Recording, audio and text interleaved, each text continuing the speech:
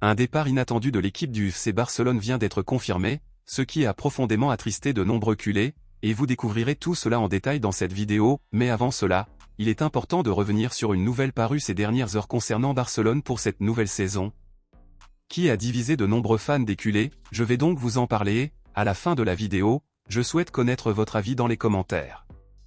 La pré-saison approche à grands pas et les maillots du FC Barcelone pour la nouvelle saison ont déjà été annoncés. Beaucoup les ont trouvés magnifiques, d'autres non. Voici, dans l'ordre, les maillots numéro 1, numéro 2 et numéro 3 du FC Barcelone pour cette nouvelle saison, dont la présentation officielle est prévue le 2 juillet. Leur design a fait beaucoup parler parmi les fans des culés. Dites-moi dans les commentaires lequel est le plus beau, 1, 2 ou 3. Les avez-vous trouvés beaux ou moches? Donnez votre avis. Passons maintenant à l'essentiel. Coup de théâtre exclusif de dernière minute. Barcelone a confirmé 2 nouveaux départs ces dernières heures, le premier étant celui du gardien Iñaki Peña. Barcelone a déjà désigné Joan Garcia et Szczesny comme ses principaux gardiens pour la nouvelle saison. C'est donc Iñaki Peña qui fera ses adieux à Barcelone. L'Espagnol, le club qui a vendu Joan Garcia à Barcelone, s'intéresse au gardien catalan et se prépare à l'acquérir au plus vite.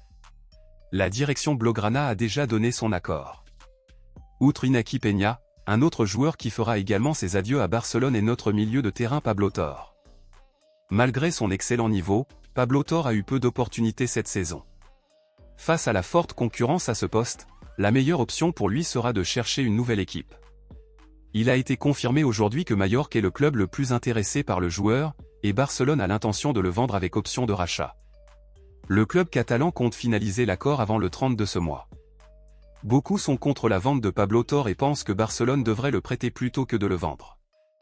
Alors, à votre avis, êtes-vous pour ou contre le départ de Pablo Torre? Pensez-vous que Barcelone devrait le vendre ou le prêter? Dites-le moi ici et je lirai votre commentaire. À bientôt pour la prochaine vidéo.